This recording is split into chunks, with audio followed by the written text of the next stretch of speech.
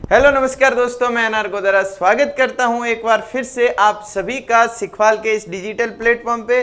दोस्तों ठीक सही समय पे क्लास प्रारंभ हो चुकी है दोस्तों, और आपने थंबनेल पे देख लिया होगा कि आज जो अपना टॉपिक रहने वाला है, आज जो अपना अध्याय रहने वाला है वो कौन सा है दोस्तों। अपन पढ़ेंगे आज अधीनस्थ न्यायालय को। किसे पढ़ेंगे? अधीनस्थ न्यायालय को है जो अपन पढ़ने वाले हैं दोस्तों। और दोस्तों साथ साथ में अपन महाअधिवक्ता को भी पढ़ेंगे दोस्तों। दोनों ऐसे टॉपिक हैं जहां से प्रश्न है जो एग्जाम में पूछे जाते हैं, और दोनों ही बेहद इंपॉर्टेंट टॉपिक हैं। और एक खास जानकारी आप सभी को होगी कि जो अपन जो भी टॉपिक पढ़ रहे हैं, किसको आधार मान के पढ़ रहे हैं, किस पुस्तक का शब्द टू शब्द अध्ययन कर रहे हैं, मानचित्रावली का शब्द टू शब्द अध्ययन कर रहे हैं। और मानचित्रावली पे आधारित राज्य व्यवस्था की ये 15वीं क्लास है। कौन सी क्लास है दोस्तों? 15वीं क्लास है, यानी कि इससे पहले 14 क्लासें हो चुकी हैं। प्लेलिस्ट बनी हुई है, प्लेलिस्ट पे जाकर के क्या करना है, सारी क्लासों का क्रमबद्ध ढंग से है जो आनंद लेना है। यदि आप क्रमबद्ध ढंग से क्लासें ले रहे हो तो अच्छी बात है। यदि आप इसी क्लास से पहली बार जुड़े हो सिखवाल के इस प्लेटफॉर्म से, तो बाकी क्लासों का है जो आप प्लेलिस्ट से आनंद ले सकते हो। क्रमबद्ध ढंग से पूरी स्टेट पॉलिटी को आप पढ़ सकते हो मानचित्रावली के अकॉर्डिंग। ठीक है दोस्तों। हरिओम जी, जय श्री राम। हरिओम जी कैसे हो? हाँ जी, राजनीति विज्ञान की क्लास रोज होती है, और रोज कितने बजे होती है? ठीक 7 बजे होती हैं दोस्तों। अब पढ़ना है जो प्रारंभ करते हैं, पढ़ना प्रारंभ करते हैं। और सबसे पहले अपन कौन से टॉपिक पे अध्ययन करेंगे? सबसे पहले दोस्तों अपन अधीनस्थ न्यायालय को पढ़ेंगे, फिर महाअधिवक्ता को पढ़ेंगे। अधीनस्थ न्यायालय,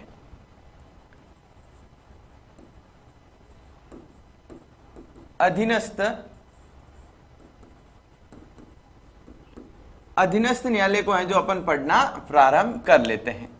अधीनस्थ न्यायालय अधीनस्थ न्यायालय दोस्तों कहते किसे हैं? पहले तो ये पता होना चाहिए कि अधीनस्थ न्यायालय आखिर है जो कहाँ किसे जाएगा। पहले इसकी परिभाषा पता होनी चाहिए। तो किसे कहा जाएगा अधीनस्थ न्यायालय? ऐसे न्यायालय जो हाई कोर्ट के अंडर में आते हो, जो उच्च न्यायालय के अधीन हो, उन न्यायालयों को क्या कहा जाएगा? अधीनस्थ न्यायालय कहा जाएगा। लोअर कोर्ट है जो कहा जाएगा। तो ऐसे न्यायालय जो उच्च न्यायालय के अधीन हो, उच्च न्यायालय के अधीन, ऐसे न्यायालय जो उच्च न्यायालय के अधीन हो उन्हें क्या कहा जाता है? अधीनस्थ न्यायालय या लोअर कोर्ट कहा जाता है। उदाहरण के लिए अपन कैसे किसे ले सकते हैं? जैसे आपके जिला न्यायालय आपने पढ़ा होगा, तो जिला न्यायालय क्या है दोस्तों? जिला न्यायालय एक अधीनस्थ न्यायालय है। जिला न्यायालय क्या है? एक अधीनस्थ न्यायालय है। इसके अलावा दोस्तों महानगर मजिस्ट्रेट जो होते हैं वो भी अधीनस्थ न्यायालय में आते हैं। जो न्यायिक अन्य न्यायिक जो अधिकारी होते हैं वो भी अधीनस्थ न्यायालय में ही शामिल किए जाते हैं। तो एक बात अपन को समझ में आई कि अधीनस्थ न्यायालय आखिर कहते किसे हैं? जो उच्च न्यायालय के अधीन होते हैं उन्हें अधीनस्थ न्यायालय कहते हैं। उदाहरण के लिए सबसे बड़ा है अपने जिला न्यायालय। ठीक है, बिल्कुल। हेमराज जी गुड इवनिंग, कैसे हो हेमराज जी? हेमराज जी आप क्या करना, ये क्लास लेने के बाद हेल्पलाइन नंबर के माध्यम से मेरे से बात करना, एक आपसे बात करनी है। ठीक है। तो अधीनस्थ न्यायालय कौन से? जैसे जिला न्यायालय है जो क्या है? अधीनस्थ न्यायालय है। अब दूसरे प्रश्न पे बात करते हैं कि भाई संविधान में क्या दोस्तों, संविधान में इसका उपबंध कहां पे है? संवैधानिक उपबंध, संवैधानिक उपबंध कहां पे है भाई? अधीनस्थ न्यायालय से संबंधित संवैधानिक उपबंध है जो संविधान में कहां पे उल्लेखित हैं? तो दोस्तों अपन भाग कौन सा पढ़ रहे हैं? भाग 6 पढ़ रहे हैं। भाग 6 के भी कौन से अध्याय में? अध्याय नंबर 6 में। कौन से अध्याय में? अध्याय नंबर 6 में अनुच्छेद कौन सा दोस्तों? अनुच्छेद 233 से लेकर के अनुच्छेद 237 तक है जो किसका उल्लेख किया गया है संविधान में? अधीनस्थ न्यायालयों के बारे में है जो उपबंध किया गया है। इतनी बात है जो आपको ध्यान में रखनी है। क्या समझे कि ऐसे न्यायालय जो उच्च न्यायालय के अधीन हो उसे अधीनस्थ न्यायालय कहेंगे। फॉर एग्जाम्पल जिला न्यायालय, तो जिला न्यायालय या अधीनस्थ न्यायालयों से संबंधित संविधान में उपबंध कहां पे है दोस्तों? भाग 6 में। भाग 6 के भी अध्याय 6 में और अनुच्छेद 233 से लेकर के 237 तक हैं जो इनके बारे में आपको उल्लेख मिलता है। समझ गए? बिल्कुल समझ गए। अब है जो अपन क्या करते हैं, एक एक अनुच्छेद को और जिला न्यायालयों के बारे में है जो पढ़ना प्रारंभ करते हैं। एक एक अनुच्छेद वाइज है जो पढ़ना प्रारंभ करते हैं अधीनस्थ न्यायालयों को। तो सबसे पहला अनुच्छेद कौन सा? अनुच्छेद 233। अनुच्छेद 233 कौन सा अनुच्छेद? अनुच्छेद 233।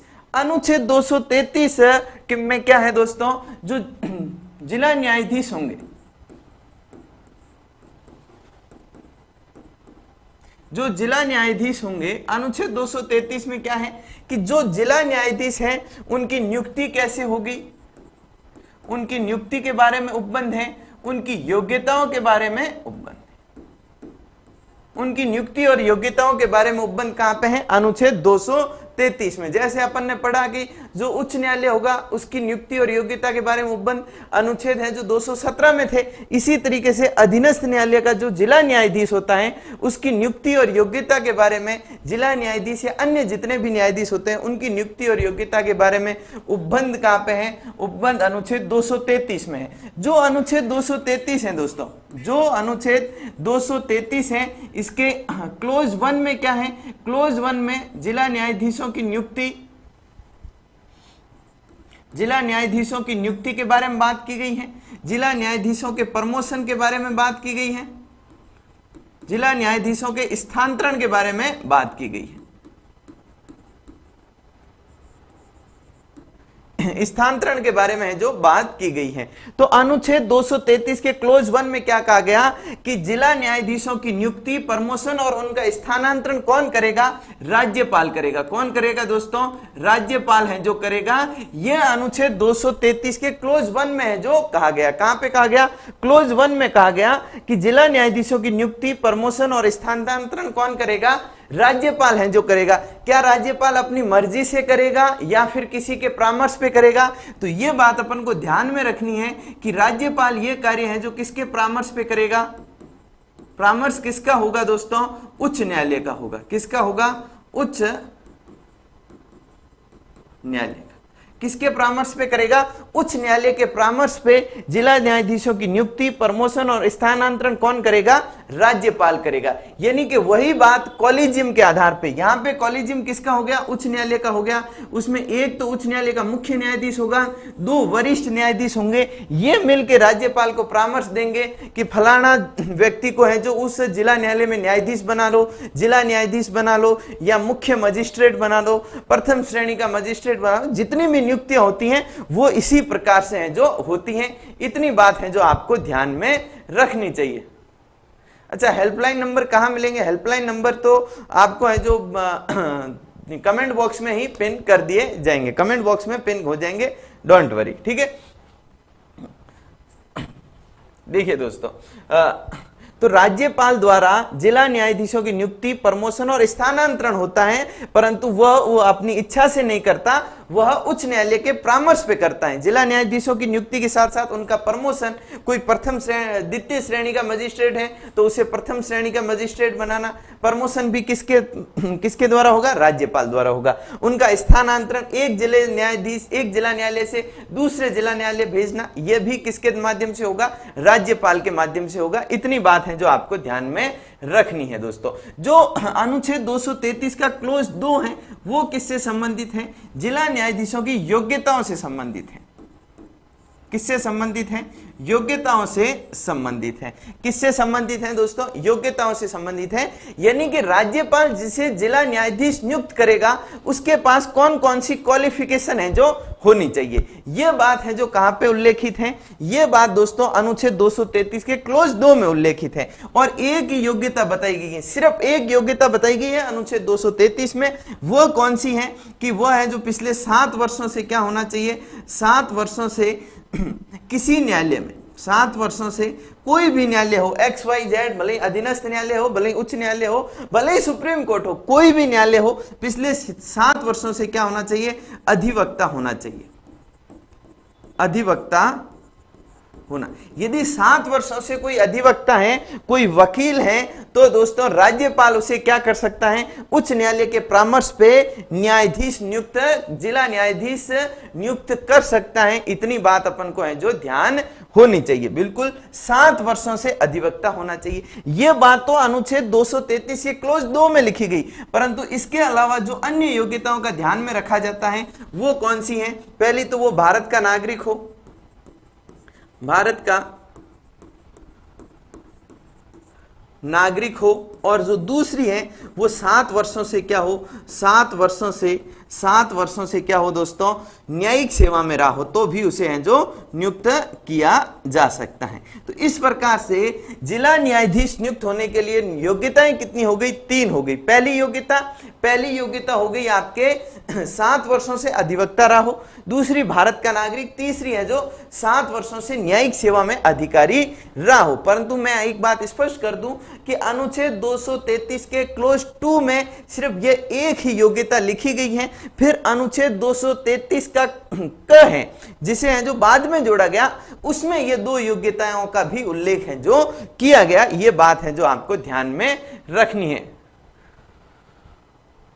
हाँ खान साहब जी, संजय कुमार यादव जी, ठीक है। अब है जो अपन पढ़ना प्रारंभ करते हैं। अब अपने नियुक्ति की बात हो गई, प्रमोशन की बात हो गई, स्थानांतरण की बात हो गई, योग्यताओं की बात हो गई। अब अपन बात करते हैं कार्यकाल की। किसकी बात करते हैं?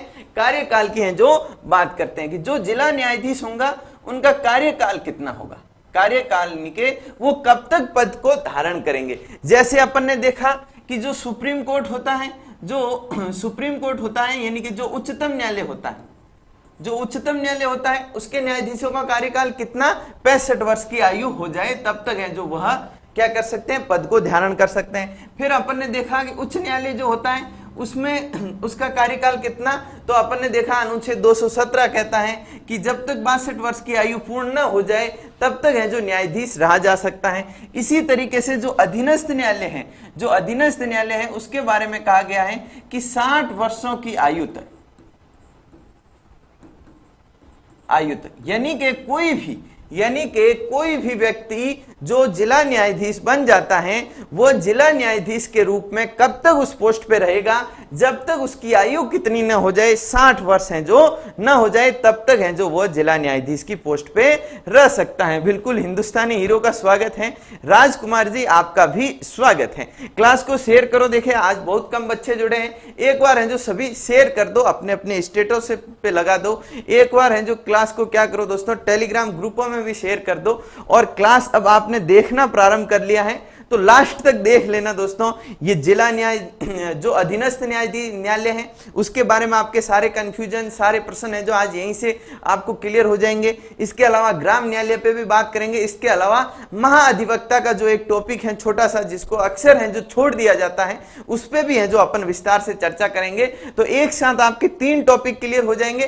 तो क्या करना है, आपको क्लास में बने रहना है, लास्ट तक बने रहना है। जी राजकुमार जी, ठीक है। तो अपन जो बात कर रहे हैं कि जो जिला न्यायाधीश होगा उसका कार्यकाल कितना होगा, 60 वर्ष की आयु प्राप्त करने तक है जो वो पोस्ट पे रह लेगा। यदि किसी जिला न्यायाधीश का न्यायाधीश पे पद पे रहते हुए मन भर गया, मानो उसे लगा कि अब मुझे न्यायाधीश नहीं रहना, तो वह यदि त्याग पत्र देना चाहे तो त्याग पत्र किसे देगा, सभी कमेंट बॉक्स में बताओ। क्योंकि मैंने आपको अक्सर बता रखा है कि कोई भी संवैधानिक पोस्ट होगी उस पोस्ट पे बैठा हुआ व्यक्ति अक्सर त्याग पत्र उसी व्यक्ति को देता है जिस व्यक्ति ने उसे क्या किया है, नियुक्त किया है। जिस व्यक्ति ने उसे नियुक्त किया है उसी व्यक्ति को है जो वो क्या देता है, त्याग पत्र देता है। तो जो जिले के न्यायाधीश होते हैं उनकी नियुक्ति कौन करता है, राज्यपाल करता है। भले ही परामर्श किसका लिया, उच्च न्यायालय का परामर्श लिया, परंतु नियुक्ति किसने की, राज्यपाल ने की। तो त्याग पत्र भी किसे दिया जाएगा,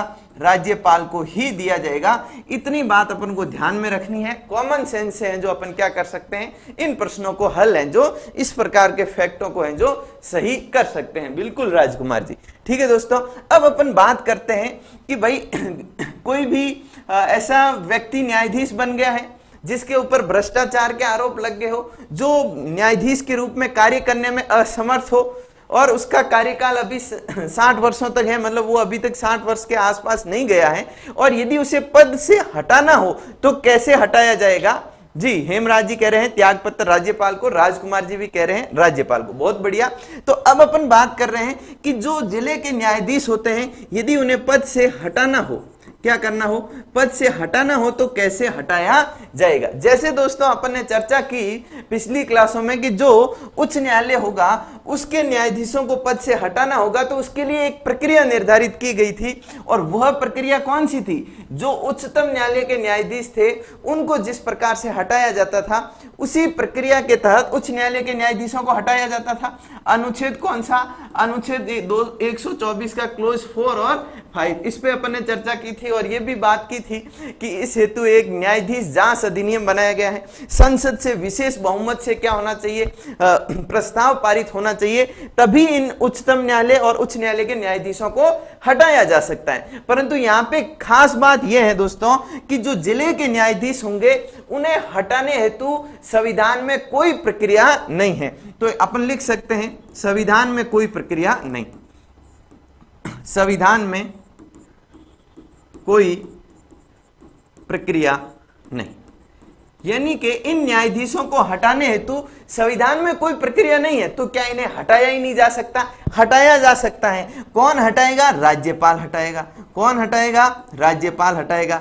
राज्यपाल कैसे हटाएगा? अपनी मर्जी से कभी भी हटा देगा? नहीं, राज्यपाल हटाएगा किस के परामर्श पे हटाएगा? उच्च न्यायालय के परामर्श पे। यदि उच्च न्यायालय को लग गया कि किसी व्यक्ति को क्या करना है, उस किसी न्यायाधीश को पद से हटाना है, वो हटाने के आधार क्या? आधार वही है क्या? भ्रष्टाचार का आरोप हो, सिद्ध कदाचार हो, और दोस्तों क्या हो? यदि वो असमर्थ हो तो दोस्तों राज्यपाल द्वारा उच्च न्यायालय के परामर्श पे उसे हटाया जा सकता है।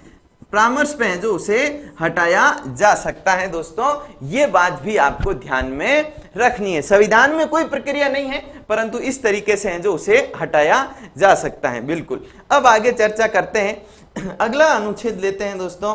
अनुच्छेद कौन सा? अनुच्छेद लेते हैं 234। अनुच्छेद 234। अनुच्छेद 234 क्या कहता है? अनुच्छेद 234 कहता है कि जो अधीनस्थ न्यायालय होते हैं, जो अधीनस्थ न्यायालय होते हैं, उन अधीनस्थ न्यायालयों में न्यायाधीशों के अलावा भी बहुत सारी पोस्ट होती हैं। कोई बिल्डर होते हैं, कोई हैं जो आपके दोस्तों एलडीसी होते हैं, हाई कोर्ट एलडीसी, और अधीनस्थ न्यायालयों की भी एलडीसी की कई वैकेंसियां वगैरह आती हैं। मतलब न्याय अधीनस्थ न्यायालयों में न्यायाधीशों के अलावा भी तो बहुत सारी पोस्टें होती हैं, कलरक होते हैं, बाबू होते हैं, बहुत सारे पद होते हैं। उन पदों पे भर्ती कैसे की जाएगी, इस बारे में बात कौन से अनुच्छेद में कही गई है? अनुच्छेद 234 में। क्या? न्यायाधीशों के अलावा, न्यायाधीशों के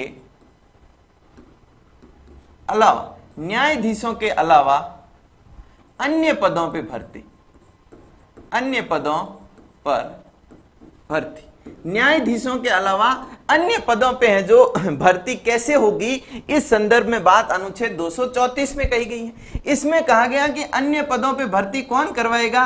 राज्यपाल करवाएगा। कौन करवाएगा? राज्यपाल करवाएगा। किसके माध्यम से करवाएगा? आरपीएससी के माध्यम से करवाएगा। परंतु वो परामर्श हमेशा की तरह किससे लेगा? परामर्श है जो किससे लेगा दोस्तों? उच्च न्यायालय से लेगा। उच्च न्यायालय से है जो परामर्श लेगा। किससे परामर्श लेगा? उच्च न्यायालय से है जो परामर्श लेगा। न्यायाधीशों के अलावा अन्य पदों पे जितनी भी भर्ती होगी उसको करवाने का काम किसका होगा? राज्यपाल का होगा। परंतु राज्यपाल किसके माध्यम से करवाएगा? आरपीएससी, जो राजस्थान के संदर्भ में बात करते हैं तो राजस्थान लोक सेवा आयोग, या जो राज्यों के लोक सेवा आयोग होते हैं उसके माध्यम से है जो भर्ती करवाई जाती है। परंतु परामर्श किसके माध्यम से लिया जाता है? परामर्श कौन देता है? उच्च न्यायालय इसमें भी परामर्श है जो देता है। बिल्कुल सर, मैं आपकी क्लास ऑफलाइन लेती हूं, आप अच्छा पढ़ाते हो, ठीक है। आज आप लाइव आए हो, लाइव आया करो। आज मुझे पता लगा कि आप भी हैं जो क्लास लेते हो। जैसे राजकुमार जी शायद आज पहली बार लाइव जुड़े हैं, हेमराज जी तो अपने नियमित लाइव जुड़ने वाले विद्यार्थी हैं। लाइव जुड़ा करो। आप अपने समय के अकॉर्डिंग यदि बाद में देखना चाहो तो क्लास बाद में देख लिया करो, परंतु एक बार लाइव जरूर आया करो, उससे क्या अपना परिचय बनेगा। बिल्कुल। अब देखिए दोस्तों, अब अपन बात करते हैं अगले अनुच्छेद पे। अगला अनुच्छेद कौन सा है दोस्तों? अनुच्छेद है 235। 235 किससे संबंधित है? नियंत्रण से संबंधित है। किसका नियंत्रण? किसके ऊपर नियंत्रण? यानी कि जो अधीनस्थ न्यायालय होंगे वह किसके नियंत्रण में रहेंगे, यह बात अनुच्छेद 235 में कही गई है। अब इतनी क्लास लेने के बाद इतनी समझ आपको आ गई होगी कि अधीनस्थ न्यायालय किसके नियंत्रण में काम करते हैं। यदि आपने क्लास को बड़े ध्यान से सुना है, मन लगा के सुना है, तो इस प्रश्न का आप जवाब दोगे कि अनुच्छेद 235 में अधीनस्थ न्यायालयों के ऊपर किसका नियंत्रण होगा, इसके बारे में बात कही गई है। तो वह किसके नियंत्रण में काम करेंगे, ये मैं आपसे पूछता हूं, क्योंकि आपको है जो इतनी बात तो अब तक क्लियर हो गई होगी कि अधीनस्थ न्यायालय आखिर किसके नियंत्रण में काम करते हैं।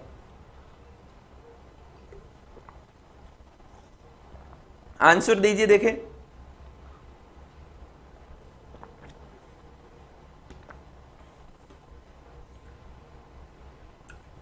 हाँ जी, क्लास नियमित लिया करो। और जितनी भी क्लासें हैं राजकुमार जी, अब तक मैंने कहा नहीं, ये 15वीं क्लास है। अब तक है जो 14 क्लासें मैं स्टेट पॉलिटी पे ले चुका हूं। तो स्टेट पॉलिटी की एक प्लेलिस्ट बनी हुई है मानचित्रावली के नाम से।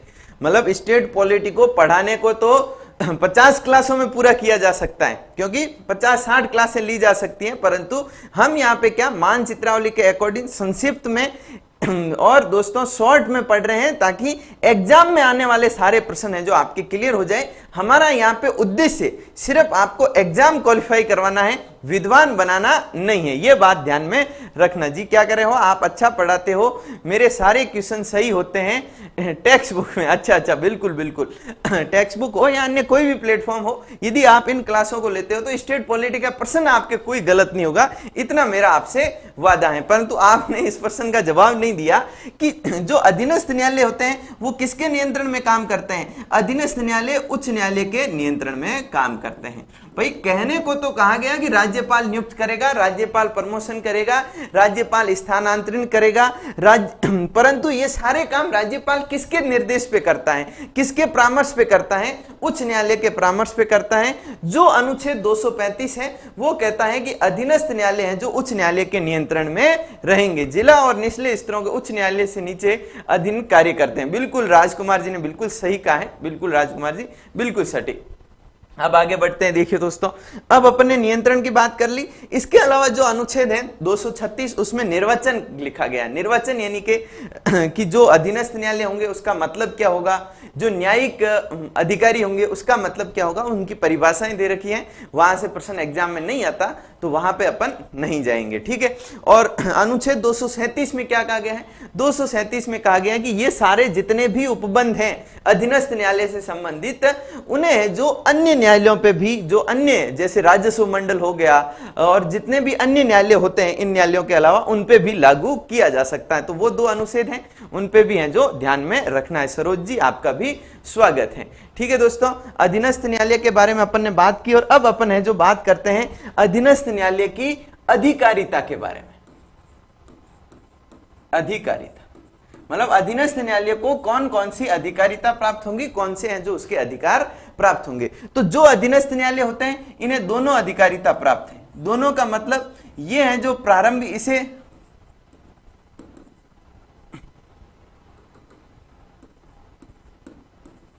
प्रारंभिक अधिकारिता भी प्राप्त है और अपीलीय अधिकारिता भी प्राप्त है।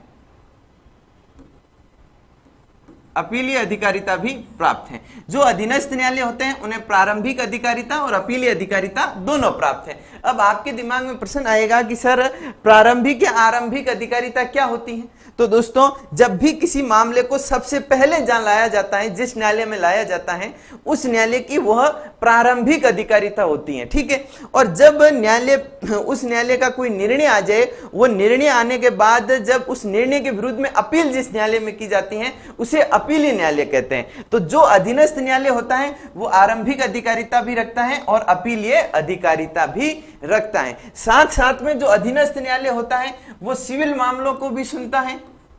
जो अधीनस्थ न्यायालय होता है वो सिविल मामलों को या दीवानी मामलों को अपन कह सकते हैं, सिविल या दीवानी मामलों को भी सुनता है। और वह अधीनस्थ न्यायालय दोस्तों आपराधिक मामलों को, आपराधिक मामलों को भी सुनता है, और दोस्तों आपराधिक को अपन फौजदारी भी कहते हैं, फौजदारी मामलों को भी सुनता है। अब सिविल मामले क्या होते हैं, ये विद्यार्थियों में कंफ्यूजन है। तो सिविल मामलों में अपन कहेंगे ऐसे मामले जो धन से संबंधित हो, जो प्रॉपर्टी से संबंधित हो, जो परिवार से संबंधित हो, उन्हें अपन क्या कहेंगे, सिविल मामले कहेंगे। जैसे किसी प्लॉट के लेन देन को लेकर, किसी जमीन पे अधिग्रहण को लेकर के, किसी प्रॉपर्टी के उत्तराधिकार को लेकर के जितने भी मामले होते हैं उन्हें जो अपन क्या कहते हैं, सिविल मामले या दीवानी मामले कहते हैं। और जो आपराधिक या क्रिमिनल टाइप के मामले होते हैं उन्हें है जो अपन फौजदारी मामले कहते हैं। जैसे हत्या, लूट, बलात्कार, इस प्रकार के डकैती वगैरह के जितने भी मामले होते हैं उन्हें अपन आपराधिक या फौजदारी मामले कहते हैं। तो जो अधीनस्थ न्यायालय होते हैं वो सिविल मामलों को भी सुनते हैं और आपराधिक मामलों को भी सुनते हैं, परंतु इसका स्ट्रक्चर अलग से बना हुआ है। सिविल मामलों को सुनने के लिए अधीनस्थ न्यायालयों में अलग स्ट्रक्चर है और आपराधिक या फौजदारी मामलों को सुनने के लिए अलग स्ट्रक्चर है। तो उसके स्ट्रक्चर पे, उसकी संरचना पे यदि चर्चा करें अपन,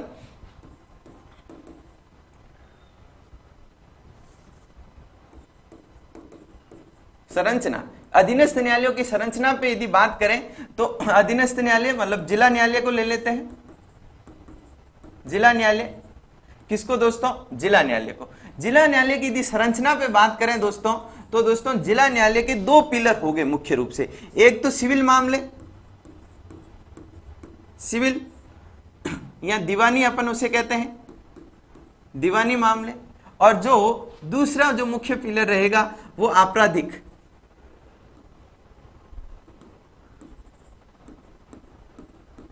आपराधिक या फौजदारी,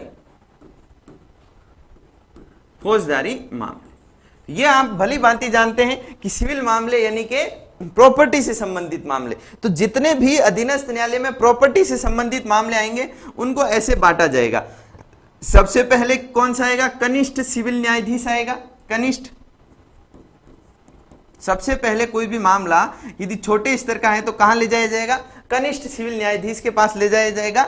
जो कितना हजार तक हो, 25,000 तक का मामला सबसे पहले कहां लाया जाएगा, कनिष्ठ सिविल न्यायाधीश में लाया जाएगा। फिर आएगा वरिष्ठ, वरिष्ठ सिविल न्यायाधीश।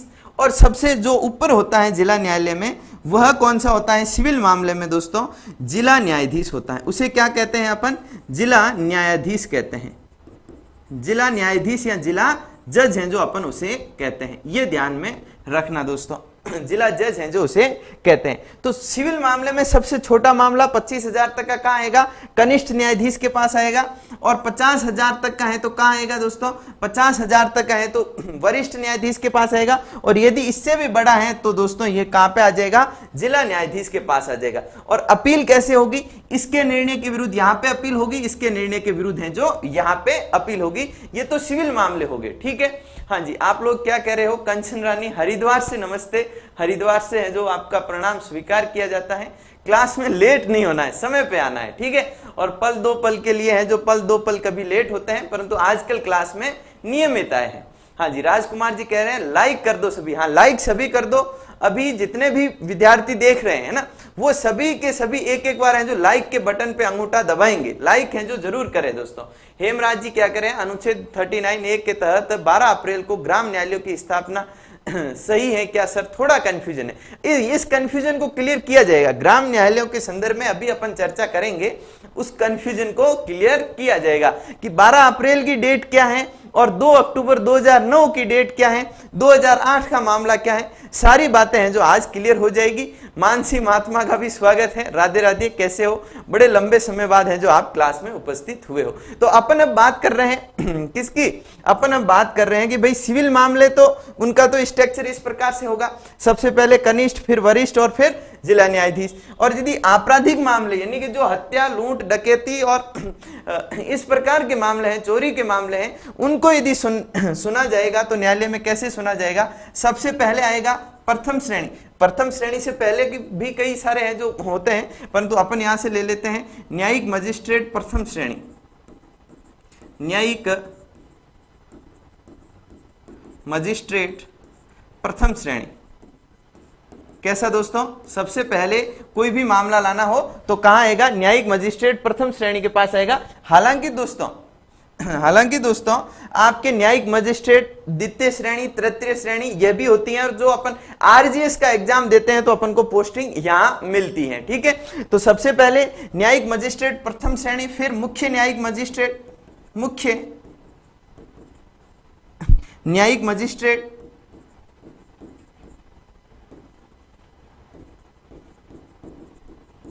और सबसे लास्ट में कौन सा हो जाएगा, सत्र न्यायाधीश,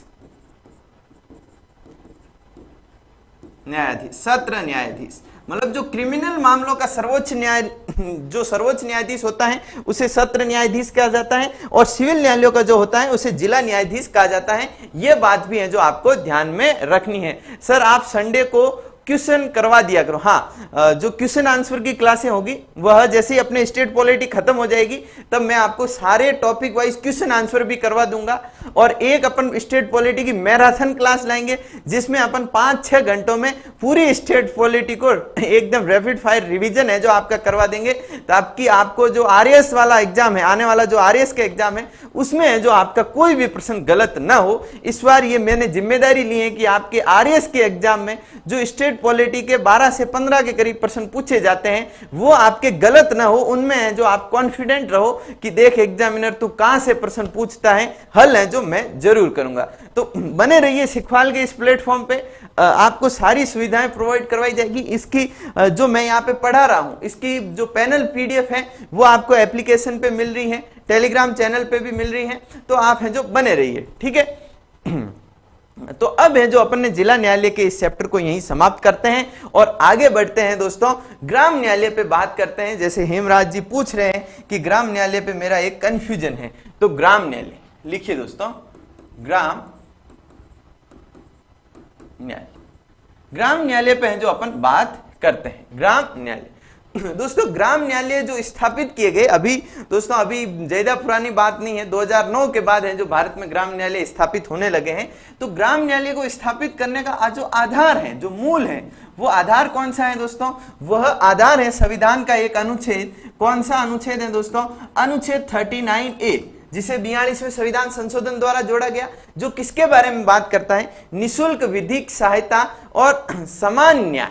तो जो अनुच्छेद 39 है उसमें जो मूल बात निशुल्क विधिक सहायता के अलावा जो दूसरी बात है वो क्या है, समान रूप से न्याय हो। न्याय कैसे हो दोस्तों, न्याय अनुच्छेद 39 कहता है न्याय समान रूप से प्राप्त हो, सभी लोगों को, आम नागरिकों को समान रूप से न्याय प्राप्त हो, न्याय सुलभ हो। न्याय क्या हो दोस्तों, सुलभ हो, और न्याय कैसे मिलना चाहिए, शीघ्र मिलना चाहिए। यह अनुच्छेद 39 की मूल बात है, 39A की।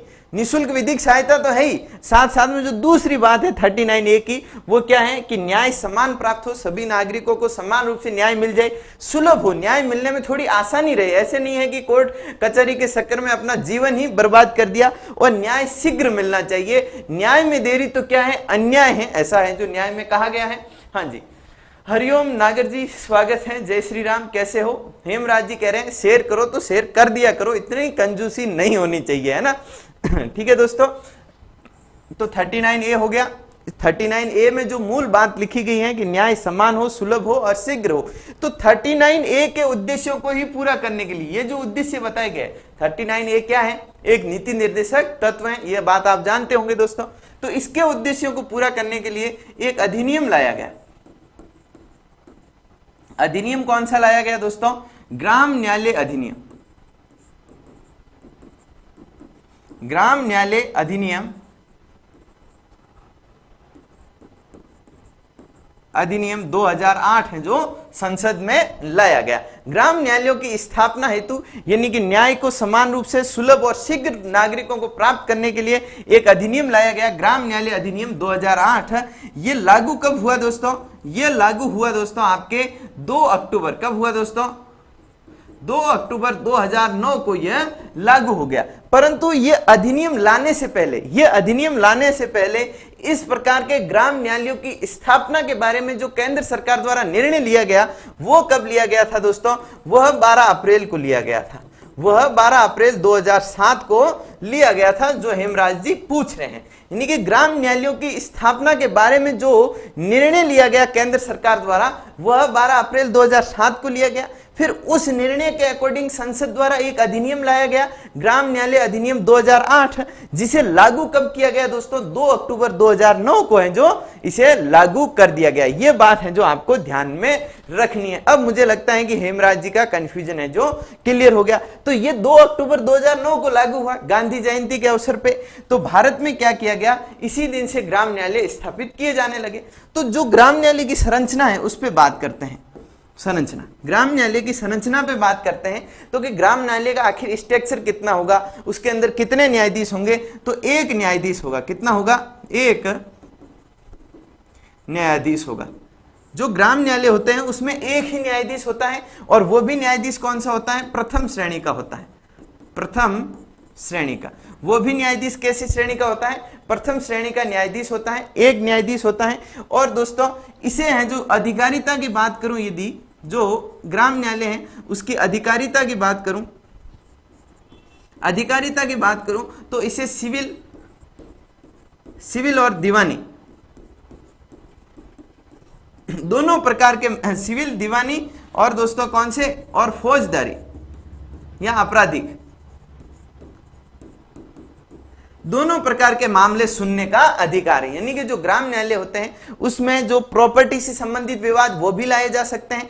उसमें दोस्तों मारपीट, हत्या, लूट, डकैती, इस प्रकार के भी मामले लाए जा सकते हैं। परंतु एक ध्यान में रखना कि ये जो ग्राम न्यायालय होते हैं वो सजा कितनी दे सकते हैं? अधिकतम ग्राम न्यायालयों की सजा की यदि बात करें तो सजा दे सकते हैं वह 2 वर्ष की। कितनी दे सकते हैं? वह 2 वर्ष की है जो सजा दे सकते हैं। इससे ज्यादा सजा देने का कोई अधिकार नहीं होगा। और इनके निर्णयों के विरुद्ध है जो अपील कहां की जाएगी? इनके निर्णयों के विरुद्ध अपील है जो अधीनस्थ जिला न्यायालयों में की जाएगी। अनुष्का जी नमस्ते। अनुष्का जी कैसे हो? सर बहुत अच्छा पढ़ाते हो, थैंक यू अनुष्का जी, है ना। ठीक है, तो अब इतनी बात आपको समझ में आ गई कि ग्राम न्यायालय अनुच्छेद 39A के उद्देश्यों की पूर्ति करने हेतु, यानी कि नागरिकों को न्याय समान, सुलभ और शीघ्र प्रदान करने हेतु एक अधिनियम लाया गया, ग्राम न्यायालय अधिनियम 2008, जिसे 2 अक्टूबर 2009 को लागू किया गया। इस ग्राम न्यायालय की जो स्थापना होगी उसकी संरचना में एक न्यायाधीश होगा, वो प्रथम श्रेणी का होगा। और ये न्यायाधीश सिविल मामलों को भी सुन सकता है, फौजदारी मामलों को भी सुन सकता है, और अधिकतम 2 वर्ष की सजा है जो यह दे सकता है। ये बात है जो दोस्तों कहां लिखी गई? दोस्तों ग्राम न्यायालय अधिनियम 2008 में लिखी गई। अब अपन बात करते हैं कि भाई भारत में अब तक कितने ग्राम न्यायालय स्थापित हैं। यदि भारत के संदर्भ में बात करें, भारत के संदर्भ में बात करें तो आज तक 209 ग्राम न्यायालय स्थापित हैं। कितने दोस्तों? 209। यदि आपसे यह पूछे कि भारत में प्रथम ग्राम न्यायालय कौन सा था, भारत में प्रथम ग्राम न्यायालय कौन सा था, यदि आपसे यह पूछा जाए तो आप कहोगे बसेरिया भोपाल। यह भारत का प्रथम ग्राम न्यायालय था। कब स्थापित किया गया? तो जिस दिन यह अधिनियम लागू हुआ था उसी दिन 2 अक्टूबर को। कब दोस्तों? 2 अक्टूबर 2009 को है जो भारत में है जो प्रथम ग्राम न्यायालय स्थापित किया गया, भोपाल यानी कि मध्य प्रदेश में। और दोस्तों भारत में जो टोटल संख्या 209 है ग्राम न्यायालयों की, उनमें से यदि सर्वाधिक पूछा जाए तो 89 कहां पे है?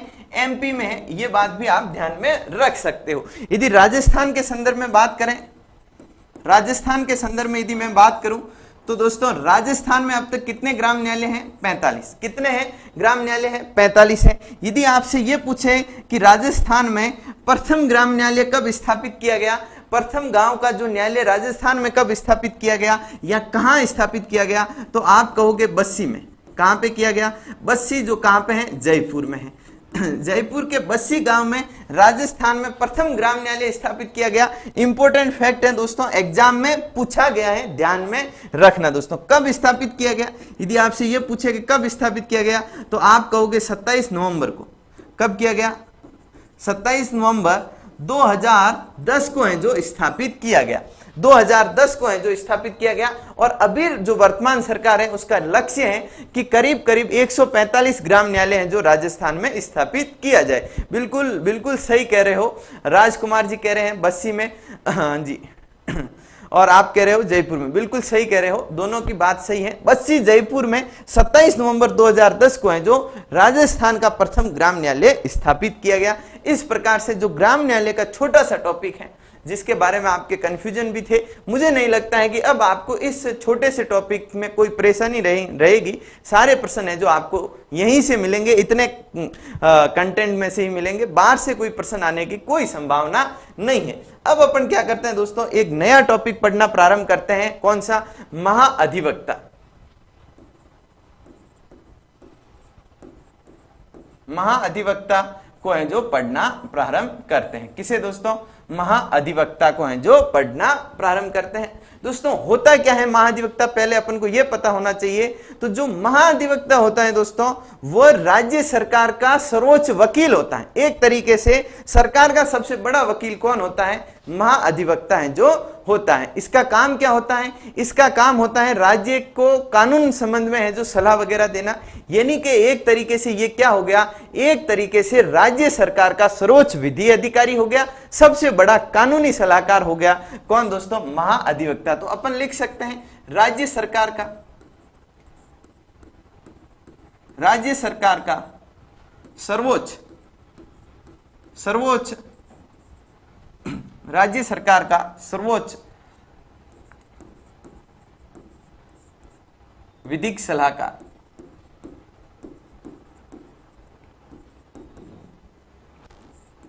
कौन हो गया? सर्वोच्च विधिक सलाहकार कौन हो गया दोस्तों? महाअधिवक्ता हो गया।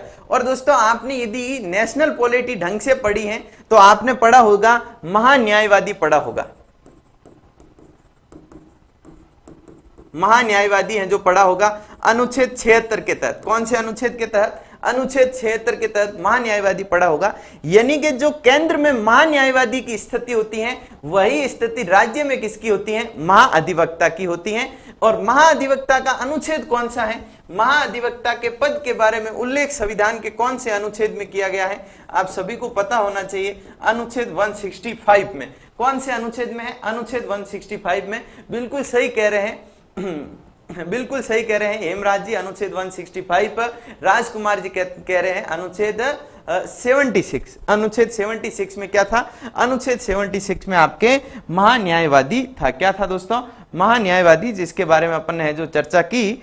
तो महान्यायवादी का उल्लेख कहां पे है? अनुच्छेद है जो 76 में है। और महाअधिवक्ता का उल्लेख कहां पे है? अनुच्छेद 165 में है। यह बात है जो आपको ध्यान में रखनी। अब विद्यार्थियों की एक परेशानी होती है कि ये संविधान के जो अनुच्छेद है ना वो याद नहीं होते। तो मैं एक जैसी मतलब ये चर्चा आई कि महान्यायवादी का अनुच्छेद 76 और महाअधिवक्ता का अनुच्छेद 165, तो मेरे को एक ध्यान में आया कि जो अनुच्छेद याद करने की जो कठिनाई है उसका सॉल्यूशन क्या हो सकता है, इसको आसानी से कैसे याद रखा जा सकता है। तो मैं एक आपको शॉर्ट ट्रिक शेयर कर देता हूं। वैसे ट्रिक्स पे भरोसा नहीं करना चाहिए, फिर भी आपको यदि अनुच्छेद याद करने में थोड़ी भी हेल्प लेनी हो तो आप इस ट्रिक्स के माध्यम से याद रख सकते हो। जैसे अभी अपन ने चर्चा की कि महान्यायवादी, महान्यायवादी का अनुच्छेद कौन सा था? अनुच्छेद था अपने महान्यायवादी का अनुच्छेद कौन सा था? अनुच्छेद है जो आपके 76 था। संविधान का अनुच्छेद 76 था। अब आपको पता करना है कि महाअधिवक्ता का अनुच्छेद कौन सा होगा। तो आपको क्या करना है, इसमें 100 प्लस करना है। क्या करना है? 100 प्लस करना है। कितने हो जाएंगे? 100 प्लस करते ही 176 हो गए। इसमें से 11 माइनस करना है। कितने आ जाएंगे? 165 आ जाएंगे, 165 आ जाएंगे। और 165 जो अनुच्छेद है वो किससे संबंधित है? महाअधिवक्ता से संबंधित है। महाअधिवक्ता से संबंधित है। तो यदि आपको एक साइड के अनुच्छेद याद है, महान्यायवादी का अनुच्छेद याद है, तो उसमें 100 प्लस करो, 11 माइनस करो, महाअधिवक्ता का अनुच्छेद आपको अपने आप याद हो जाएगा। इसी प्रकार से जैसे आप कह रहे हो, आपको लगेगा कि ये ट्रिक्स काम करेगी कि नहीं करेगी। जैसे आपने पढ़ा होगा कि जो राष्ट्रपति की जो समाधान की शक्ति है, राष्ट्रपति की समाधान की शक्ति आप सभी को याद होगी, आपने पढ़ा होगा, बहुत कॉमन फैक्ट है, अनुच्छेद 72 में है। कौन से अनुच्छेद में है? अनुच्छेद 72 में है। अब आपको पता करना है कि राज्यपाल की जो समाधान की शक्ति है वो कहां पे उल्लेखित है। तो आप 100 प्लस करोगे, इसमें 100 प्लस करते कितने हो गए? 172 हो गए। अब माइनस 11 करो, देखे माइनस 11 करते कितने आ गए? 161 आ गए। 161 में क्या है? राज्यपाल की समाधान की शक्ति। राज्यपाल की समाधान की शक्ति है जो कहां पे है, अनुच्छेद 161 में है। मैंने राज्यपाल पढ़ाया तो आपको ये बात समझाई है। तो इस तरीके से भी आप क्या कर सकते हो, एक जैसे राष्ट्रपति या संसद या प्रधानमंत्री के अनुच्छेद याद करके राज्यपाल, मुख्यमंत्री, मंत्री परिषद और विधानसभा के अनुच्छेद हैं जो याद रख सकते हो। बिल्कुल मानसी महात्मा बिल्कुल सही कह रहे हैं, राजकुमार जी भी सही कह रहे हैं। अनुच्छेद 163 नहीं है, अनुच्छेद 161 है। अनुच्छेद 163 में तो क्या है कि मुख्यमंत्री, राज्यपाल को सहायता और सलाह देने के लिए एक मंत्री परिषद होगी जिसका प्रधान कौन होगा, जिसका प्रधान है जो दोस्तों आपके मुख्यमंत्री होगा। ये तो अनुच्छेद 163 में कहा गया। तो एक छोटी सी ट्रिक्स है जिसके आधार पे है जो आप 101 अनुच्छेद याद कर सकते हो इसके माध्यम से। ठीक है, अब अपन वापस अपने सब्जेक्ट पे लौटते हैं कि जो महाधिवक्ता होगा, महाधिवक्ता का उल्लेख कौन से अनुच्छेद में, अनुच्छेद 165 में। कौन से अनुच्छेद में है, अनुच्छेद 165 में। ये होता क्या है, राज्य का सर्वोच्च क्या होता है, विधिक अधिकारी या फिर है जो विधिक कानूनी सलाहकार है जो होता है। राज्यपाल का अध्यादेश, हाँ राज्यपाल का अध्यादेश बिल्कुल राजकुमार जी सही कह रहे हैं, अनुच्छेद 213 में है। ये जो ट्रिक्स है ये अनुच्छेद 160 से लेके, जो मैंने ट्रिक्स बताई अनुच्छेद 160 से लेके 200 तक लागू होगी, है ना। 40 अनुच्छेद आप इसके आधार पे याद कर पाओगे, यानी राज्य से संबंधित अनुच्छेद और केंद्र से संबंधित अनुच्छेद आपस में एक जैसे हैं। इतनी बात तो आपको पता ही होगा। हाँ गलती से टाइप हो गया, कोई बात नहीं। ठीक है, तो अब अनुच्छेद 165 में बात करते हैं किसके बारे में, महाधिवक्ता के बारे में। एक ही अनुच्छेद है और अनुच्छेद 165 का एक क्लोज 1 है। वो क्या कहता है कि महाधिवक्ता की नियुक्ति कौन करेगा, महाधिवक्ता की नियुक्ति कौन करेगा। दोस्तों मैंने बता रखा है, जब राज्यपाल पढ़ाया था तब मैंने आपको बताया था कि जो राज्य का महाधिवक्ता होगा उसकी नियुक्ति कौन करता है, राज्यपाल करता है। राज्यपाल है जो करता है, ये बात है जो आपको ध्यान में रखनी है। और राज्यपाल अपने विवेक से नहीं करता, राज्यपाल किसके परामर्श पे करता है, मंत्री परिषद के परामर्श पे है जो महाधिवक्ता की नियुक्ति राज्यपाल द्वारा अनुच्छेद 165 के क्लोज 1 में है जो यह उल्लेखित किया गया है। और अनुच्छेद 165 के क्लोज 1 में ही क्या बताया गया है, क्लोज 1 में ही बताया गया है कि जो व्यक्ति महाधिवक्ता बनेगा, यानी कि जिस व्यक्ति को राज्यपाल द्वारा महाधिवक्ता की पोस्ट दी जाएगी उसकी योग्यताएं क्या होगी। योग्यताओं की यदि बात करें दोस्तों तो इसकी योग्यताओं के बारे में अनुच्छेद 165 की क्लोज 1 में कहा गया कि इसकी योग्यताएं वही होगी जो उच्च न्यायालय न्यायाधीश की होती है। यानी कि उच्च न्यायालय का न्यायाधीश बनने के लिए जो योग्यताएं उल्लेखित है ना, वह सारी योग्यताएं महाधिवक्ता बनने के लिए भी होनी चाहिए। कौन से अनुच्छेद में कहा गया दोस्तों, अनुच्छेद 165 के क्लोज 1 में कहा गया। और यदि आपसे पूछे कि उच्च न्यायालय के न्यायाधीश बनने हेतु योग्यताओं का उल्लेख कौन से अनुच्छेद में है, मैंने आपको पिछली क्लास में बताया है अनुच्छेद 217 के क्लोज 2 में है। देखिए कमेंट बॉक्स में बताइए कौन है जो बताएगा कमेंट बॉक्स में कि उच्च न्यायालय का न्यायाधीश बनने के लिए कौन कौन सी योग्यताएं निर्धारित हैं। पिछली क्लासों में मैं आपको बता चुका हूं, कमेंट बॉक्स में एक बार लिख के बता दीजिए। तब तक है जो मैं थोड़ा पानी पी लेता हूं। हाँ जी, दिनेश बिश्नोई जी गवर्नर सही कह रहे हो, राजकुमार जी सही कह रहे हो।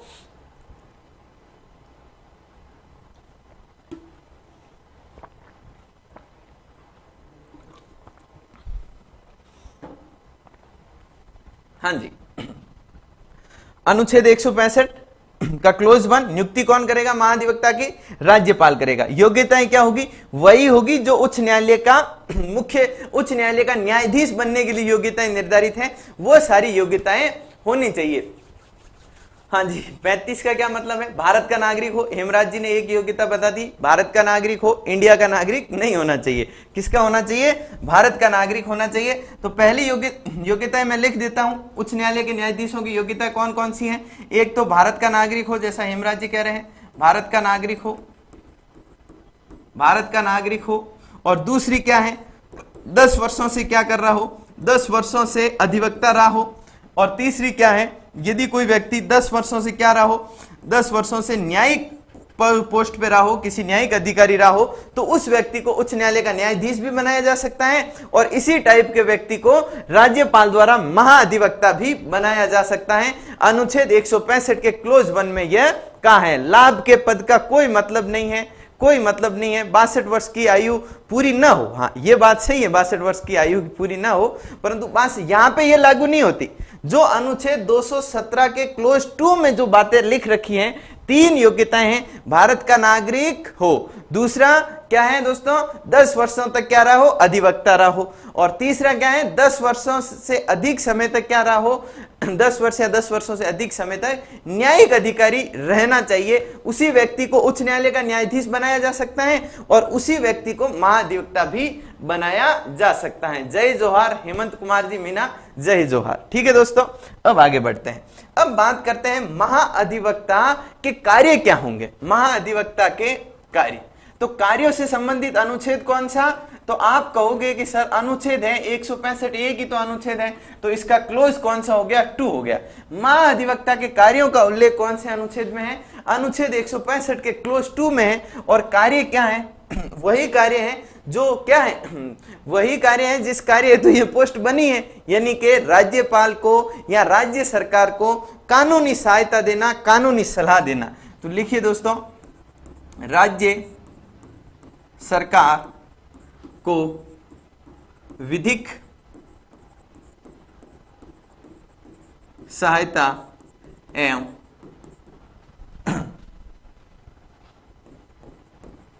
सलाह प्रदान करना।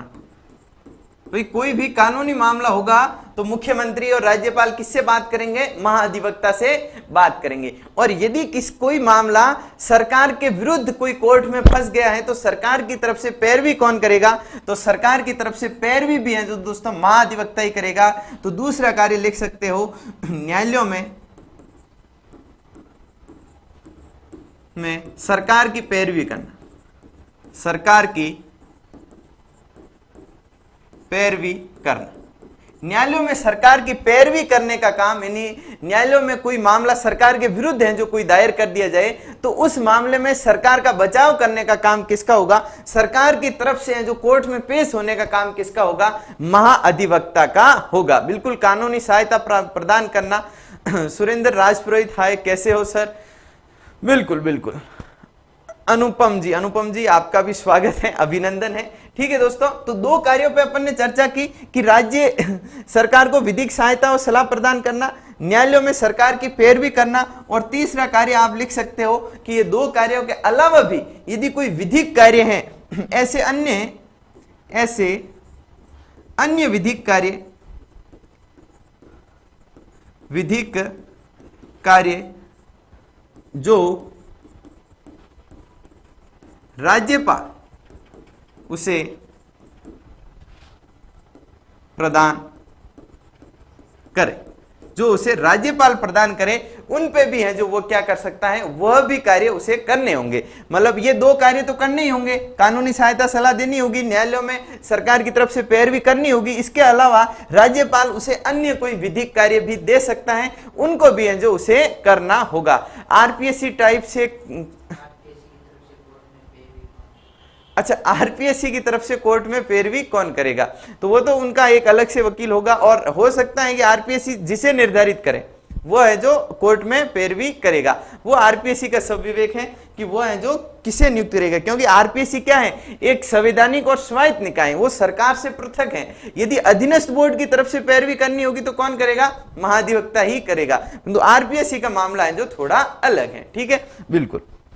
परंतु अमूमन करता कौन है, अमूमन ये महाधिवक्ता ही करता है, ये ध्यान में रखना। ठीक है दोस्तों, अब आगे बढ़ते हैं और इस महाधिवक्ता की शक्तियों की बात करते हैं। ये तो कार्य हो गया, परंतु इसके साथ साथ कुछ क्या है, शक्तियां भी प्राप्त है।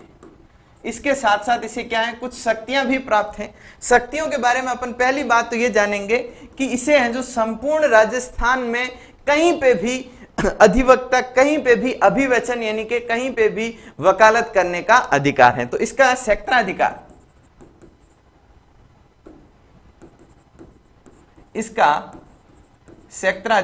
इसका क्षेत्राधिकार क्या है दोस्तों, संपूर्ण राजस्थान है, संपूर्ण राजस्थान। किसका क्षेत्राधिकार संपूर्ण राजस्थान है दोस्तों? इसका क्षेत्राधिकार यानी कि महाअधिवक्ता का क्षेत्राधिकार संपूर्ण राजस्थान है।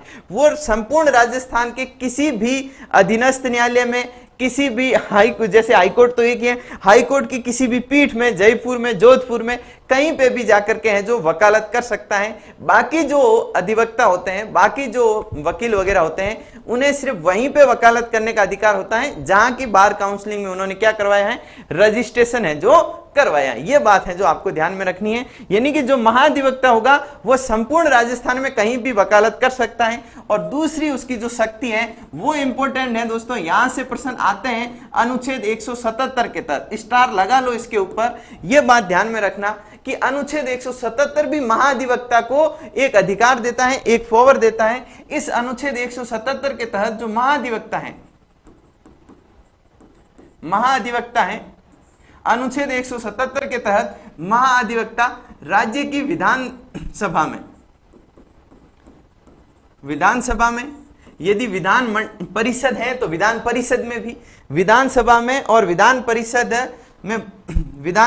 या विधानसभा की बैठकों में भाग ले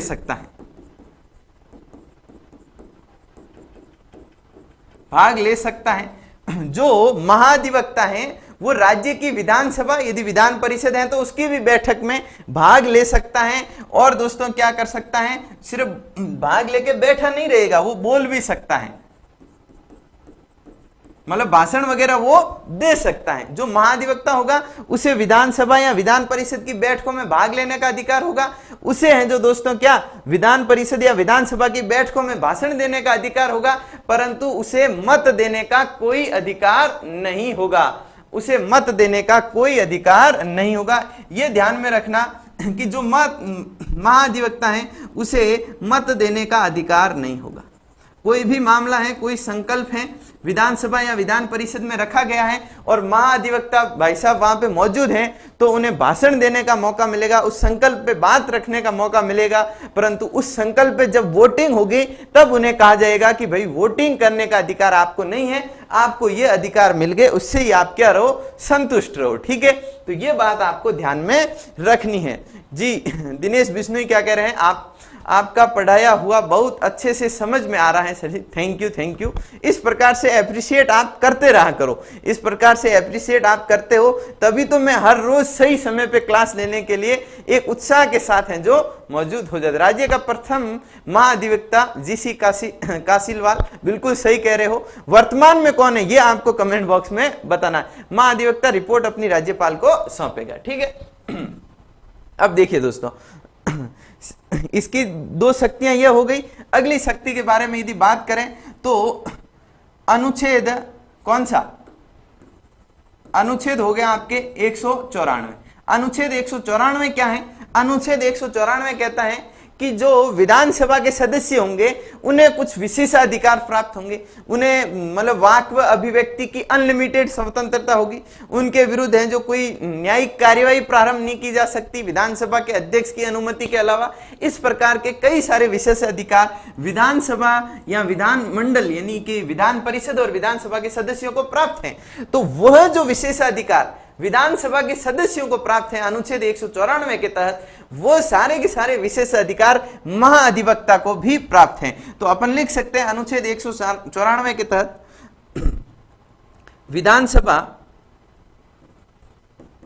विधानसभा एवं विधान परिषद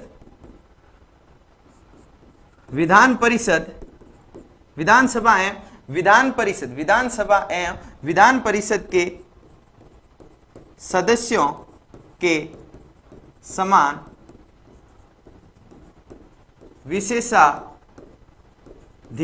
विशेषाधिकार महाधिवक्ता को भी प्राप्त होते हैं।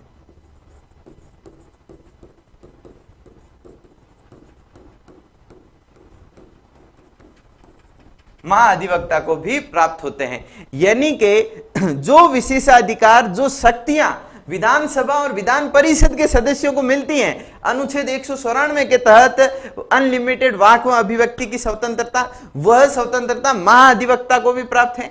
जो विशेषाधिकार और अन्य शक्तियां विधानसभा के सदस्यों को मिलती हैं वो सारी की सारी महाधिवक्ता को भी प्राप्त है। ये बात है जो आपको ध्यान में रखनी है। कौन से अनुच्छेद में कहा गया है? अनुच्छेद 194 में कहा गया है कि ये सारे के सारे अधिकार हैं जो विधायकों को मिले वो महाधिवक्ता को भी मिल जाएंगे। तो ये महाधिवक्ता की शक्तियां हो गई। कई बार है जो प्रश्न इस तरीके से पूछा जाता है। वर्तमान महाधिवक्ता एम एस सिंघवी यानी कि महेंद्र सिंह सिंघवी, बिल्कुल सही कह रहे हो हेमराज जी, बिल्कुल सही कह रहे हो। हाँ जी, अब अपन बात करते हैं राजस्थान। राजस्थान के महाधिवक्ता के बारे में। राजस्थान के महाधिवक्ता के बारे में बात करें तो पहली बात तो राजस्थान में महाधिवक्ता पद का सर्जन कब हुआ यह पता होना चाहिए अपन को। तो दोस्तों एक बार अभी प्रश्न पूछा भी गया है तो अपन को पता होना चाहिए राज्य पुनर्गठन अधिनियम। राज्य पुनर्गठन अधिनियम 1956, राज्य पुनर्गठन अधिनियम 1956 के तहत इसका पद का सर्जन कब हुआ? 1 नवंबर 1956 को हुआ। तो राजस्थान में महाधिवक्ता पद का सर्जन कब हुआ? 1 नवंबर 1956 को हुआ। राज्य पुनर्गठन अधिनियम 1956 के तहत 1 नवंबर 1956 को है जो राजस्थान में महाधिवक्ता पद का सर्जन हुआ। और वर्तमान में इसका ऑफिस कहां पे है, कार्यालय कहां पे है? यदि कार्यालय आपको पूछे तो आप जयपुर नहीं कहोगे, कहां पे है इसका कार्यालय? जहां राजस्थान उच्च न्यायालय की मुख्य पीठ है जोधपुर है। कहां पे है? इसका कार्यालय जोधपुर में है। और यदि आपसे पूछा जाए कि राजस्थान के प्रथम कौन थे, जैसे हैं जो हेमराज जी ने बता दिया है जीसी कासिलवाल जी। जीसी कासिलवाल है जो क्या थे? राजस्थान के प्रथम महाधिवक्ता थे। 1 नवंबर 1956 को ये पद ग्रहण करते हैं। और यदि वर्तमान का पूछे तो आप क्या कहोगे? एम एस सिंघवी साहब, महेंद्र सिंह सिंघवी हैं जो क्या है 2019 से लगातार हैं जो महाधिवक्ता बने हुए हैं। बिल्कुल डुंगू जी कह रहे हैं जोधपुर में, बिल्कुल सही है। हेमराज बैरवा कह रहे हैं 1956 में, बिल्कुल सही कह रहे हो। सभी की जानकारियां शानदार हैं। सुमिति देवी, यस सर, कैसे हो? ठीक है, हाँ जी। तो इस प्रकार से इतनी बात अपने क्लियर हो गई कि राजस्थान का जो महाधिवक्ता है उसका पद का सर्जन दोस्तों राज्य पुनर्गठन अधिनियम 1956 के तहत 1 नवंबर 1956 को हुआ। उसका कार्यालय जोधपुर में है। प्रथम जीसी कासिलवाल है। वर्तमान में एम एस सिंघवी साहब हैं जो राजस्थान के महाधिवक्ता हैं दोस्तों। हाँ जी, अनूप जी आपको भी बिल्कुल सही। ठीक है, अब अपन ने जो आप तक जो पढ़ा उसका रिवीजन कर लेते हैं। और रिवीजन करने से पहले मैं आपसे एक छोटा सा निवेदन कर लेता हूं कि यदि आपको मेरे द्वारा पढ़ाया हुआ ठीक लग रहा हो, मेरे द्वारा पढ़ाया हुआ समझ में आ रहा हो और आप चाहते हो कि आपको क्या करना है, पूरा का पूरा संविधान के 395 अनुच्छेदों को सब क्लोज वाइज पढ़ना है। पूरी डिटेल से है जो पॉलिटी को पढ़ना है, भारत की पॉलिटी और राजस्थान की पॉलिटी को पूरे डिटेल में पढ़ना है और उच्च लेवल तक पढ़ना है कि आपको यदि आरएएस मेंस या यूपीएससी मेंस का एग्जाम देना हो तो भी है जो वहां पूछे जाने वाले प्रश्न भी हैं जो आप हिचकिचाओ नहीं, आपको किसी प्रकार की कोई प्रॉब्लम ना हो तो आप हैं जो इस कोर्स को ज्वाइन कर सकते हो दोस्तों। लाइव क्लास चलेगी, इसमें लाइव क्लासें अभी चल रही हैं, इसमें आप इस कोर्स में ज्वाइन कर सकते हो। लाइव क्लास चलेगी, टॉपिक वाइज टेस्ट सीरीज रहेगी, पैनल पीडीएफ है जो मिलेगी, तो आप इस कोर्स में आ सकते हो। कोई ज्यादा बड़ा शुल्क नहीं है, मात्र 99 रुपए, यानी कि इस कोर्स को चलाने के लिए जितना खर्च होता है उससे भी कम है जो शुल्क रखा गया है, ताकि अधिक से अधिक विद्यार्थी तक है जो क्या जा सके, इस कोर्स का लाभ पहुंच सके, अधिक से अधिक विद्यार्थी जुड़ सके। 1000 से प्लस विद्यार्थी इन्वॉल्व हो चुके हैं, बस आपकी कमी है, आप भी आ जाइए और पॉलिटी में अपना हाथ मजबूत करिए। चाहे आपको आरएएस का एग्जाम देना हो, चाहे आपको यूपीएससी का एग्जाम देना हो, चाहे आपको असिस्टेंट प्रोफेसर का एग्जाम देना हो, या अन्य जितने भी कॉम्पिटिशन एग्जाम है, किसी भी प्रकार का एग्जाम देना हो और आपको वहां पे पॉलिटी का प्रश्न मिलता है तो इस कोर्स में पढ़ने के बाद आपका कोई भी प्रश्न गलत नहीं होगा, इतना मैं आपसे वादा करता हूं। अब आज जो अपन ने अब तक पढ़ा उसका क्या कर लेते हैं, फटाफट रिवीजन है जो कर लेते हैं। सबसे पहले अपन ने क्या पढ़ा, अधीनस्थ न्यायालय पढ़ा। सबसे पहले अपन ने किस पे बात की, अधीनस्थ न्यायालय। क्या होते हैं अधीनस्थ न्यायालय, जो उच्च न्यायालय के अधीन होते हैं उन्हें कहते हैं अधीनस्थ न्यायालय। संवैधानिक उपबंध कहां पे है, भाग 6 में, भाग 6 के अध्याय 6 में अनुच्छेद 233 से 237 तक है जो अधीनस्थ न्यायालयों के बारे में उपबंध किए गए हैं। फिर अपन ने जाना कि जो अधीनस्थ न्यायालय यानी कि जो जिला न्यायालय वगैरह हैं, उस जिला न्यायालय के न्यायाधीशों की नियुक्ति कौन करेगा और उनकी योग्यताएं क्या है। तो अनुच्छेद था 233, इसमें कहा गया कि नियुक्ति करनी हो या उनका प्रमोशन करना हो या स्थानांतरण करना हो तो ये सारे अधिकार किसके पास हैं, राज्यपाल के पास हैं। राज्यपाल कैसे करेगा, उच्च न्यायालय के परामर्श पे करेगा, यानी कि वही कॉलेजियम वाला सिस्टम रहेगा जिसमें एक मुख्य न्यायाधीश होगा, 2 वरिष्ठ न्यायाधीश होंगे, वो सिफारिश देंगे राज्यपाल को और राज्यपाल उसके अकॉर्डिंग किसी की नियुक्ति करेगा, प्रमोशन करेगा या स्थानांतरण करेगा। यानी कि जिला न्यायाधीश बनने के लिए योग्यताएं क्या है, तो योग्यताओं के बारे में अनुच्छेद 233 के क्लोज 2 में कहा गया कि 7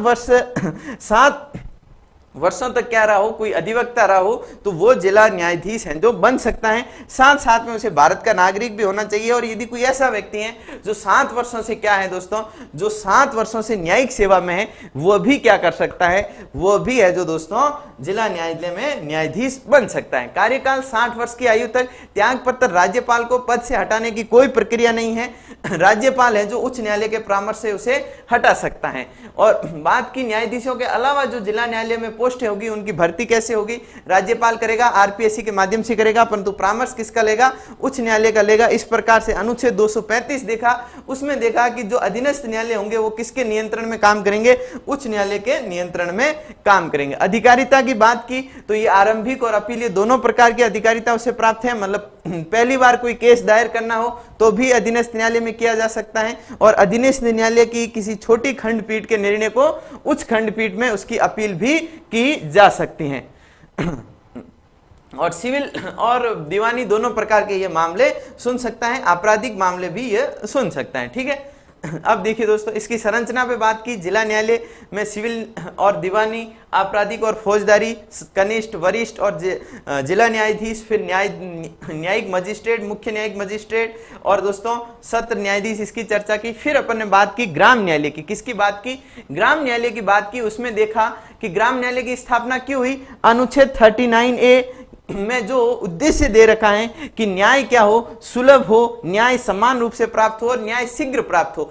इस 39A के उद्देश्य को पूरा करने के लिए क्या किया गया, एक अधिनियम लाया गया, ग्राम न्यायालय अधिनियम 2008। इसके तहत क्या किया गया, ग्राम न्यायालयों की स्थापना की गई। और कब की गई, भारत में पहला ग्राम न्यायालय दोस्तों 9 अक्टूबर 2019 को है जो स्थापित हुआ, भोपाल में जो स्थापित हुआ। और ग्राम न्यायालयों की यदि बात करें इसकी संरचना की तो एक न्यायाधीश होता है, प्रथम श्रेणी का होता है, उसे सिविल और फौजदारी दोनों प्रकार के मामले सुनने का अधिकार होता है, परंतु वो सजा कितनी देगा, 2 वर्ष की सजा दे पाएगा। फिर बात की अपन ने भारत में कितने ग्राम न्यायालय हैं, तो 209 है। प्रथम है जो बेसरिया भोपाल में स्थापित हुआ 2 अक्टूबर 2009 को। राजस्थान में 45 ग्राम न्यायालय हैं। प्रथम बच्ची जयपुर में हुआ, कब हुआ, 27 नवंबर 2010 को है जो यह स्थापित हुआ। सुबह मोदी जी का स्वागत है। इतनी लेट क्लास ज्वाइन करने के लिए उनके खिलाफ सख्त नाराजगी दायर की जाती है। ठीक है दोस्तों, अब फिर अपन ने चर्चा की महाअधिवक्ता की। किसकी चर्चा की, महाअधिवक्ता की चर्चा की। महाअधिवक्ता क्या होता है, राज्य का सर्वोच्च कानूनी एवं विधिक सलाहकार होता है, विधिक अधिकारी होता है। नियुक्ति कौन करता है, राज्यपाल करता है। योग्यता क्या है, जो उच्च न्यायालय का न्यायाधीश बनने के लिए योग्यता है वही योग्यताएं महाअधिवक्ता बनने के लिए भी हैं।